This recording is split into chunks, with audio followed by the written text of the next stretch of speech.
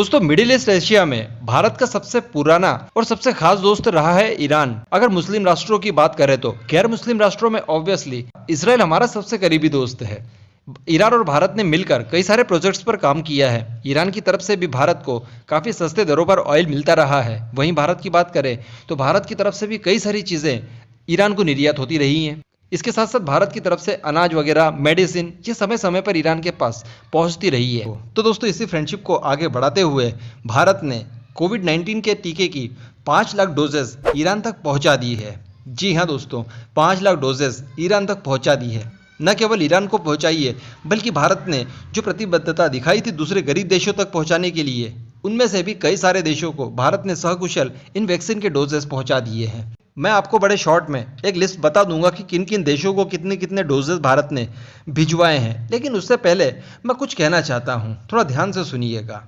Iran पहले nuclear weapon develop करने की कोशिश करता है, काफ़ी हद तक कामयाबी भी पा लेता है। उसके बाद इसराइल सडनली उनके ऊपर एयर स्ट्राइक करके उन्हें ध्वस्त कर देता है, लेकिन फिर भी ईरान हार नहीं मानता। ईरान फिर से न्यूक्लियर वेपन बनाने की कोशिशों में लग जाता है। आज भी वो काफ़ी हद तक आगे पहुंच चुका है।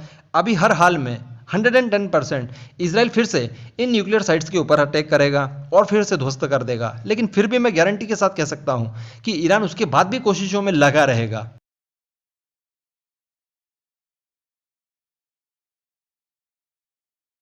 अब एक और बात आप भी जानते हैं कि अगर ईरान के पास न्यूक्लियर वेपन तो छोड़ दीजिए, अगर एक गन भी नॉर्मल सी ना हो, यानी AK-47 जो राइफल वगैरह होती हैं, वो भी अगर ईरान के पास ना हो, फिर भी ईरान सुरक्षित रहेगा।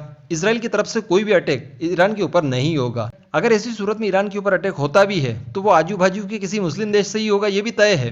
हो सकता है सीरिया की तरफ से आ जाए, या हो सकता है कि जो प्रो ईरानियन मारने जाते थे हिजबुल्ला, वही हिजबुल्ला इनके ऊपर अटैक करके यहाँ पर गवर्नमेंट सेट कर ले। ये सऊदी अरब कर दे, UAE कर दे, मिस्र कर दे, जमाने भर के देश ऐसे हैं जो ईरान के ऊपर अटैक कर सकते हैं, कभी भी कर सकते हैं। लेकिन ऐसी परिस्थिति में भी जब ईरान के पास एक गन तक ना हो, ऐसी परिस्थिति में भी इसराइल ईरान के ऊपर अटैक नहीं करेगा। जबकि अगर ईरान न्यूक्लियर वेपन डेवलप कर लेता है तो वो किसी और देश के लिए छोड़ दीजिए, वो सबसे पहला अटैक और जितना जल्दी हो सके उतना जल्दी इसराइल को खत्म करने की कोशिश करेगा।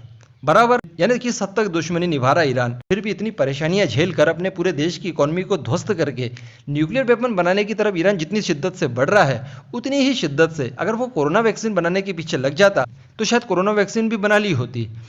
इस खलीफा को भी आप देख लीजिए, ये हाइपरसोनिक वेपन बना रहा है, ड्रोन्स बना लिए, 5th जनरेशन का फाइटर एयरक्राफ्ट भी बना रहा है, रशिया के साथ डील करके न्यूक्लियर प्रोग्राम को भी आगे बढ़ा रहा है, उससे टेक्नोलॉजी ले रहा है।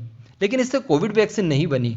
इसी के साथ साथ आप UAE चली जाइए, सऊदी अरेबिया चले जाइए, इनके पास कितना पैसा है, ये फालतू की बिल्डिंग्स बनाने के लिए कितने दुनिया भर के बड़े बड़े इंजीनियर्स को हायर करते हैं। तो क्या ये लोग कोविड वैक्सीन के लिए किसी वैज्ञानिक को हायर नहीं कर सकते थे? भारत के अंदर ही ढेर सारी कंपनियां हैं, ढेर सारी प्राइवेट फार्मास्यूटिकल्स कंपनियां हैं जो कि लगातार रिसर्च एंड डेवलपमेंट करती रहती है। उनके पास फंड की कमी है, इनके पास फंड की कमी नहीं है, दोनों का काम हो जाता है। ये लोग भारत की किसी भी फार्मास्यूटिकल कंपनी से टाई अप कर सकते थे और कोविड वैक्सीन का टीका निजात कर सकते थे, लेकिन नहीं, इन्हें ये सब चीज़ें नहीं आती।